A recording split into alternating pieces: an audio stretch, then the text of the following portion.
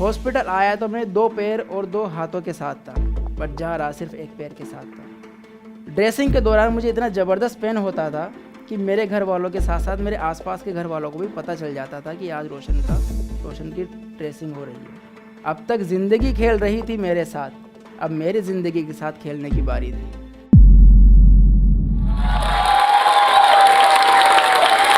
नमस्कार साथियों, शेक्सपियर साहब ने अपने एक प्ले में कहा है कि ज़िंदगी एक रंगमंच की तरह है।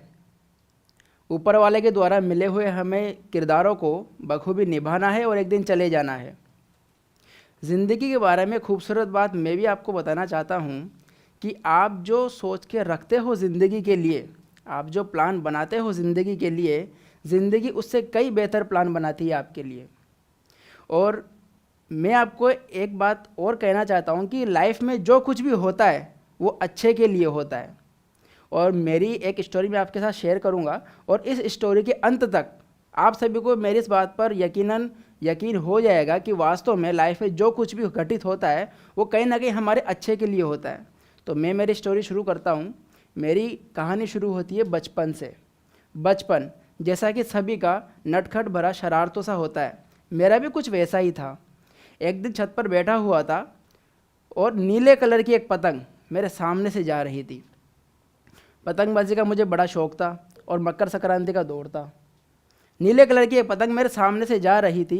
वो पतंग लेने के लिए मैं छत पर दौड़ा गया और छत के ऊपर पड़ा बांस का डंडा मैंने उठाया, बट मेरी बदकिस्मती ये थी कि वो बांस का डंडा छोटा पड़ गया। वो पतंग निकल ना जाए उसी हड़बड़ी में मैंने वहीं छत पर पड़े सरिये को उठा लिया। जैसे ही मैंने सरिया उठाया, मेरी बदकिस्मती फिर से आप देखिए कि मेरे घर के पास से जा रही 36 केवी वोल्ट की हाई टेंशन लाइन से उस सरिये ने अर्थिंग बना ली। जैसे ही अर्थिंग बनाई मैं बेहोश हो गया था। जब मुझे होश आया तब डॉक्टर्स की निगरानी में था और पूरे 2 दिन तक डॉक्टर्स ने मेरे जले हुए हाथों में खून का दौरा फिर से शुरू होने का वेट किया, पर ऐसा नहीं हो पाया। मेरी जान बचाने के लिए मजबूरी में डॉक्टर्स ने मेरे दोनों हाथ और एक पैर काट दिया, पर तब भी वो श्योर नहीं थे कि मैं बच जाऊंगा। वो ये भी नहीं कह रहे थे कि ये इस कंडीशन में आ सकेगा कि हम इसकी सर्जरी कर सकें। बट मुझे डिस्चार्ज दिया गया। हॉस्पिटल आया तो मैं 2 पैर और 2 हाथों के साथ था, बट जा रहा सिर्फ 1 पैर के साथ था। 6 महीने तक मेरी सर्जरी हुई, वो ड्रेसिंग हुई घर पर ड्रेसिंग के दौरान मुझे इतना ज़बरदस्त पेन होता था कि मेरे घर वालों के साथ साथ मेरे आसपास के घर वालों को भी पता चल जाता था कि आज रोशन की ड्रेसिंग हो रही है। खैर 6 महीने बाद में जो हुआ वो किसी चमत्कार से कम नहीं था। मैं अपने परिवारजनों के बदौलत और कंपाउंडर की मेहनत की बदौलत में बिल्कुल ठीक हो पाया, फिजिकली मैं फिट हो पाया। ये लाइफ का मेरे सामने पहला चैलेंज था। इसके बाद में जो कुछ हुआ वो इस तरह से हुआ कि अब तक सिर्फ मेरे शरीर के घाव भरे थे। ज़िंदगी की चुनौतियाँ अभी बाकी थी। अब तक ज़िंदगी खेल रही थी मेरे साथ, अब मेरी ज़िंदगी के साथ खेलने की बारी थी। जब मैं फिज़िकली फिट हो गया तो मैं पैर लगवाने के लिए जयपुर की महावीर विकलांग समिति में गया हुआ था। वहीं किसी ने सजेस्ट किया कि आपको जो लाइफ अब मिल चुकी है तो अब आगे क्या करना है। फिर मैंने भी ये सोचा कि सवाल तो सही है। तब जाके किसी ने मुझे सजेस्ट किया क्यों ना आप अपने बाजू पर पेन बांधकर लिखना शुरू करें। मैंने कहा आइडिया अच्छा है, कोशिश की जाए। मैंने देखा कि लाइफ अपन को ये मिली है तो इसको जीना तो है ही, क्यों ना बेहतर ढंग से जिया जाए। तो मैंने पेन बांधकर लिखने का प्रैक्टिस शुरू किया। शुरू के अंदर जब मैं पेन बांधता था तो 5 मिनट पेन बांधने में भी मेरे ज़बरदस्त पेन होने लगता था। हाथ पर पेन बांधता था मैं डोरे से। लेकिन एक वक्त ऐसा भी आया कि वो 5 मिनट से शुरू हुआ सफ़र 3 घंटे तक जा पहुंचा और 8th, 10th और 12th बोर्ड एग्ज़ाम मैंने बिना किसी एक्स्ट्रा टाइम, बिना किसी हेल्प के मैंने फर्स्ट डिवीज़न से क्लियर किए।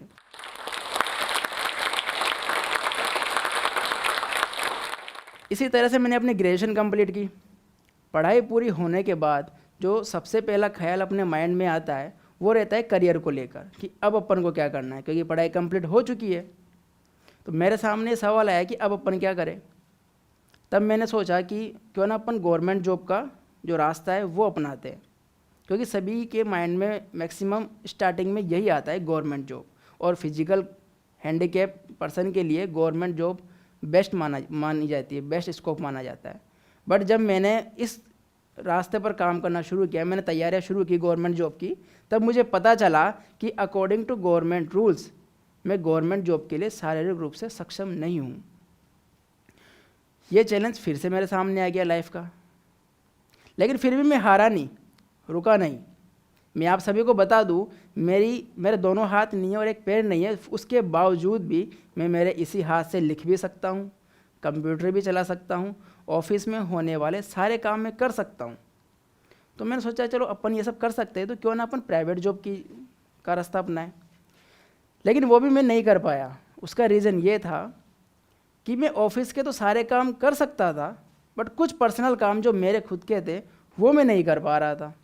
आप यकीन नहीं मानोगे, मैंने अपने नेचर्स कॉल को भी 2 नहीं 3 नहीं 4 से 5 घंटों तक कंट्रोल करने में खुद को सक्षम बनाया है, ताकि मुझे किसी और की मदद ना लेनी पड़े। उस दौरान मुझे इलेक्ट्रॉनिक्स हैंड्स की ज़रूरत बहुत ज़्यादा महसूस होने लगी। तब मैंने नेट पर सर्च किया और मुझे पता चला कि इलेक्ट्रॉनिक्स हैंड्स के नाम की भी कोई चीज़ होती है जो अपने डेली रूटीन के छोटे मोटे काम आपको करने में हेल्प करेगी। तो उसका खर्च आता 13 लाख रुपए। इसके लिए मैंने काफ़ी मेहनत की, काफ़ी मैंने जद्दोजहद लगा दी पैसे इकट्ठे करने में, लेकिन कुछ भी नहीं हो रहा था।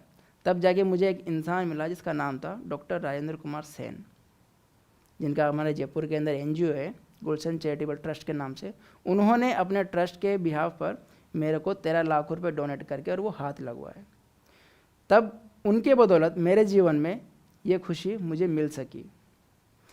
अब हाथ मेरे लग चुके थे, ग्रेजुएशन में कर चुका था, लेकिन सवाल वही का वही बना हुआ था करियर को लेके कि क्या किया जाए। क्योंकि मुझे ये तो समझ आ गया था कि यूं बैठे नहीं रहना, कुछ ना कुछ तो करना है लाइफ के अंदर। तो मैंने सोचा कि दूसरों के अधीन काम होकर करने से बढ़िया है क्यों ना अपने आप को इस काबिल बनाया जाए कि दूसरों को काबिल बनने में मदद मिल सके। इसके लिए मैंने मेरा खुद का प्राइवेट इंस्टीट्यूट ओपन किया है, जिसमें हम टैली वगैरह सिखाते हैं और अपने स्तर पर पूरी कोशिश करते हैं कि जो भी बच्चा हमारे पास में कोचिंग करने आए वो बेरोज़गार ना जाए, उसे कोई ना कोई हम रोज़गार दे सके। ये सफ़र मेरा भी शुरू हुआ है, यकीनन ये बहुत आगे तक जाएगा, ये मेरा विश्वास है। दोस्तों, मैं आपसे एक बात ये कहना चाहता हूँ कि ज़िंदगी उसी के साथ खेलती है जो अच्छा खिलाड़ी होता है। मैदान में हारा हुआ इंसान तो फिर भी खड़ा हो सकता है, पर मन से हारा हुआ इंसान कभी नहीं उठ सकता। ये बात आप ध्यान रखिएगा। और एक बात और बताऊँ मैं आपको कि समय चाहे जितना बुरा हो, हमें ये लगता है कि आज हमारे साथ में ये ठीक नहीं हो रहा। जो मैंने बात आपको स्टार्टिंग में कही थी कि जो होता है वो अच्छे के लिए होता है, वो मैंने इसलिए कहा कि हाँ, हो सकता है कि प्रेजेंट टाइम में आपके साथ कुछ गलत हो रहा हो और आपको लग रहा है कि यार ये मेरे साथ बहुत ज़्यादा बुरा चल रहा है, मेरा बहुत ख़राब टाइम चल रहा है, लेकिन वो एक इंडिकेशन होता है कि आपका अच्छा समय आने वाला है। और आप यकीन मानिए, मैं आपको एक छोटा सा उदाहरण देता हूँ। सपोज़ कीजिए कि कोई आपका फ्रेंड बोलता है कि यार फला कंपनी खुली है, चलो उसके अंदर इन्वेस्ट कर दो, उसके अंदर इन्वेस्ट कर दो, बट किसी रीज़न वजह से आप नहीं कर पाते हो। फिर आपको पता चलता है 2 महीने बाद कि वो कंपनी फ्रॉड निकली, और उसके बाद में आपको ये लगता है 2 महीने बाद, चलो यार अच्छा हुआ मैंने उस टाइम पर इन्वेस्ट नहीं किया, तो आपको ये पता चल जाता कि जो हुआ मेरे साथ वो अच्छे के लिए हुआ है। और अंत में ये चीज़ मैं आपसे कहना चाहूँगा कि 1000 दुखों से लड़ा हूँ मैं, देख जिंदगी तेरे सामने मजबूत खड़ा हूँ मैं।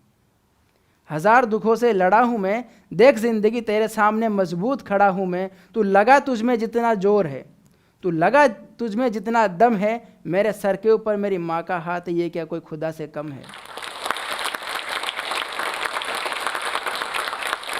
दोस्तों, मेरे दोनों हाथ नहीं थे, दोनों हाथ नहीं है, एक पैर नहीं है, फिर भी मैंने लिखना सीखा। मैक्सिमम लोग एक बार लिखना सीखते हैं, मैं 3 बार लिखना सीखा। पहले जब हाथ है तब मैंने लिखना सीखा, फिर मेरे हाथ कट गए, उसके बाद में बाजू से लिखना सीखा, फिर मैंने इलेक्ट्रॉनिक्स हैंड से लिखना सीखा। मैंने 3 बार सीखा यार। और उसके बाद में चलना सीखा 2 बार। ठीक है, मैं ये कहता हूँ कि चुनौतियाँ आएगी आपकी लाइफ के अंदर, और चुनौतियाँ आती इसलिए है, वो कोई आपकी दुश्मन नहीं होती है, वो एक बूस्टर की तरह होती है। वो आपको जगाने आती है कि तू ये नहीं है जो तू अभी कर रहा है, तू अपनी ज़िंदगी जो जी रहा है उससे बेहतर ढंग से अपनी ज़िंदगी और जी सकता है। तो दोस्तों, चुनौतियों को आने दो, उनका सामना करो। जब आप उनका सामना करोगे तो वो आपसे नजरें नहीं चुराएगी, आपके मित्र बन जाएगी। इस वीडियो के बारे में अपनी राय नीचे कमेंट सेक्शन में हमें बताएं और अपने दोस्तों के साथ ये वीडियो शेयर करना ना भूलें।